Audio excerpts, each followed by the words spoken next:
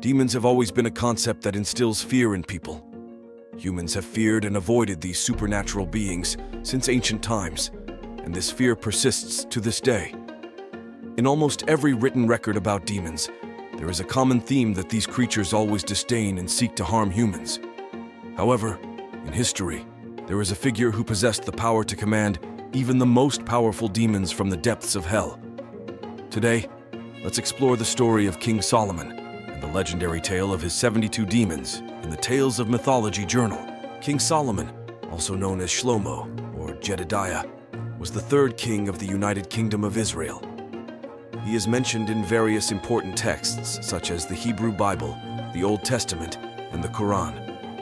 Solomon is one of the most famous kings in the history of Israel, often regarded as the wealthiest and wisest king. He was the son and successor of another renowned king, King David, famous for defeating the giant Goliath in battle. According to historical records, Solomon's reign spanned from around 970 to 931 BCE. He was the last king of the United Kingdom of Israel, as his death led to the division of the ancient land. Solomon, as depicted in the Old Testament, is renowned for his wisdom and is considered the wisest king in the Bible. At the age of 12, when he inherited the throne from his father, King David, Solomon prayed to God for wisdom to lead and guide his people. God answered his prayer and granted him great wisdom because Solomon did not ask for wealth or long life like other kings. God also promised Solomon wealth and fame that no other king could match.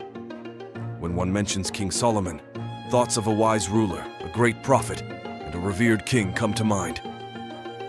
Despite Solomon's wisdom, he still committed many sins, but he remains an essential historical figure in various religions.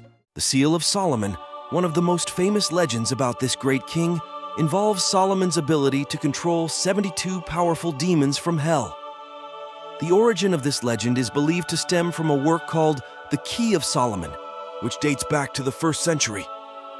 In this work, it is mentioned that King Solomon could command demons using a ring created by the archangel Michael. According to the historical account in this book, Solomon prayed in a temple to seek protection against a demon named Onius.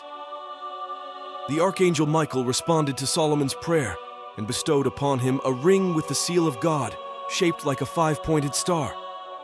With this ring, King Solomon could subdue and command demons, starting with Onius and including Beelzebub and many others. He commanded the demons to build a temple for him. Besides this document, many religious works also mention that King Solomon possessed a magical ring that allowed him to control demons. This ring is called the Seal of Solomon, and it bears a magical symbol, often referred to as the Star of David or David's shield. This symbol later became associated with Judaism. In modern times, with such divine powers, the Seal of Solomon has become a famous relic in history. Treasure hunters have sought this relic for centuries, but there is no record of anyone possessing this treasure except for King Solomon. The 72 Demons of King Solomon. The most famous book about the 72 demons of King Solomon is The Lesser Key of Solomon, published and circulated around the mid-17th century. It is divided into 5 parts, with the first part called Ars Goetia, providing detailed information about all 72 demons. This book is closely related to Johann Weier's work, Pseudo-Monarchia Daemonum, written in the 16th century, which mentions only 69 demons. Another earlier work titled Le Livre des Esprits also mentions 46 demons similar to the ones above. Among these works, information about the demons has some similarities but also some differences.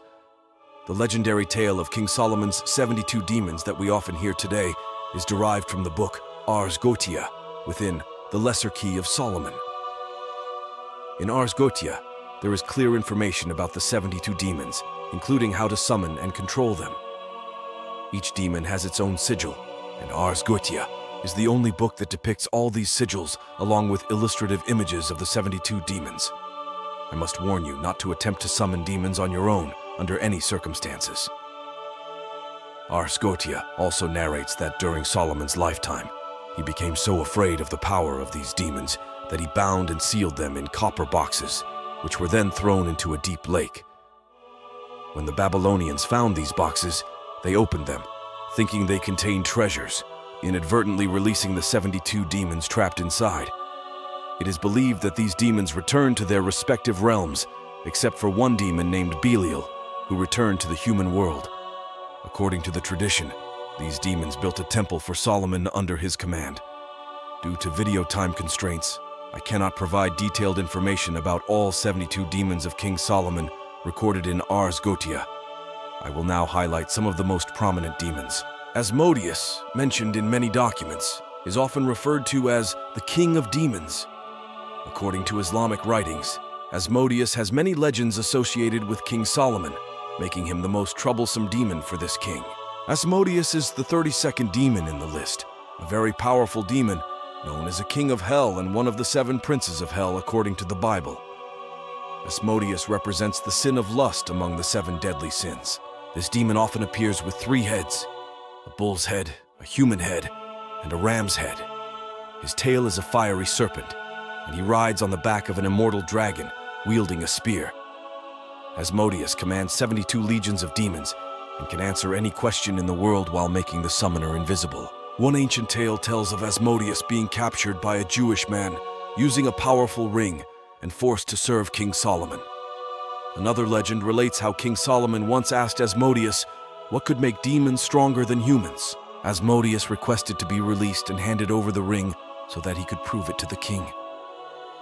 Solomon agreed, but eventually Asmodeus threw the ring into the sea, and a fish swallowed it. After being released, Asmodeus betrayed Solomon and swallowed the king, reaching heights where one wing touched heaven and the other touched the earth, then spat Solomon out, sending him flying 400 miles. Solomon lost his power and wandered through many cities until he reached a city in the region of Ulmen. There, he had a chance encounter and fell in love with Nama, the daughter of King Ammon. Because King Ammon did not accept this love, he punished both by banishing them to a desert. Solomon and the daughter of the king roamed the desert until they reached a seaside city. There, Solomon bought a fish to eat, unknowingly purchasing the fish that had swallowed the magical ring. With the recovery of the ring, Solomon regained his kingdom and banished Asmodeus. Nama later became the wife of the king, and she gave birth to Prince Rehoboam, Solomon's successor. Another famous tale about the Seal of Solomon recounts that Nama later became the wife of the king, and she bore a son for King Solomon, Prince Rehoboam, who would later succeed him. A famous legend also tells of Solomon's son, stating that Asmodeus once disguised himself as King Solomon and seized the throne. He, along with visiting guests to King Solomon's palace, claimed that a magical ring had been thrown into the sea, and whoever possessed it would become the ruler. Many opportunists perished in pursuit of this demon's promise. According to Israeli folklore, when Asmodeus took the throne, King Solomon returned after 40 days and defeated this mighty demon before sealing it in an iron box thrown into the ocean. Numerous stories and myths are associated with King Solomon and Asmodeus, mostly recounting their confrontations. This is why Asmodeus became one of the most famous demons. The name is often featured in movies depicting demons, or the art of exorcism. Baal, the first demon on the list, is also a well-known figure, sometimes recognized by the name Beelzebub, also known as the Lord of the Flies. Similar to Asmodeus, Baal is the king of hell and one of the 7 princes of hell according to the Bible. Beelzebub represents the sin of gluttony among the 7 deadly sins. According to many scholars, Beelzebub's name originates from Philistine mythology, where Baal means Lord in their language. Therefore, the name Beelzebub translates to Lord of the Flies. He is associated with decay and brings diseases to humans. In Le Grand Grimoire, Beelzebub leads all demons in hell and is second only to Lucifer in power. He is also the first demon listed in Johann Weier's Pseudo-Monarchia Daemonum. According to this work, Baal is the first king of hell with dominion over the eastern realms, commanding 66 legions of demons. He often appears with 3 heads, a toad, a human, and a cat. Hence, Beelzebub is sometimes depicted as a giant fly wearing a crown. In ancient writings, Baal and Lucifer seem to have many similarities, leading some to mistakenly believe they are the same. However, later documents highlight the differences between Beelzebub and Lucifer. Beelzebub is considered the second-ranking fallen angel after Lucifer in the fallen angels hierarchy. In the Solomon Bible, Beelzebub was once one of the most powerful angels in heaven, associated with the evening star, while Lucifer was associated with the morning star. Beelzebub claimed responsibility for the cruelty of tyrants, fueling envy, murder, and war among humans. He encouraged human desires, jealousy, and violence. For enthusiasts of horror films, especially in the horror genre, there is a demon from Solomon's list that they may easily recognize: Valak, the 62nd demon. According to Ars Godia, Valak is a grand president of hell, commanding 30 legions of demons. He can reveal the location of hidden treasures and disclose where to find serpents. Valak appears in the form of a poor child with angel wings, riding a two-headed dragon. In popular culture today, Valak is often associated with the image of a demonic nun, thanks to its appearances in famous movies such as The Conjuring 2, Annabelle, and Creation. Despite this, apart from the name Valak, the portrayal of this demon in these movies bears little resemblance to Solomon's demon Valak.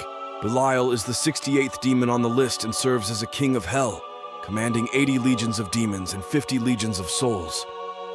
To summon this demon, a sacrificial ritual is required. Otherwise, he will not respond to the summoner's request. Belial is said to be the only demon still lurking in the human world. According to Ars Godia, Belial is the second fallen angel after Lucifer. However, there is not much documentation about this demon. Alongside the two prominent demons, Baal and Asmodeus, in the list of Solomon's 72 demons are 7 other powerful demons, bearing the title of Kings of Hell: Paimon, Belial, Vine, Bur, Barbados, Astaroth, and Vasago. Beneath these 7 kings are 23 demons with the titles of Duke, 7 princes, 15 marquises, 5 earls, 1 knight, and 12 presidents of hell. Despite their varying ranks, all are considered the most powerful demons in hell. The legend of King Solomon and his 72 demons is one of the oldest and most enduring myths in human history. The story often brings excitement to demonologists and religious researchers alike. Whether the great King Solomon truly existed, or the mystical ring with the power to control demons is real, no one can say for certain.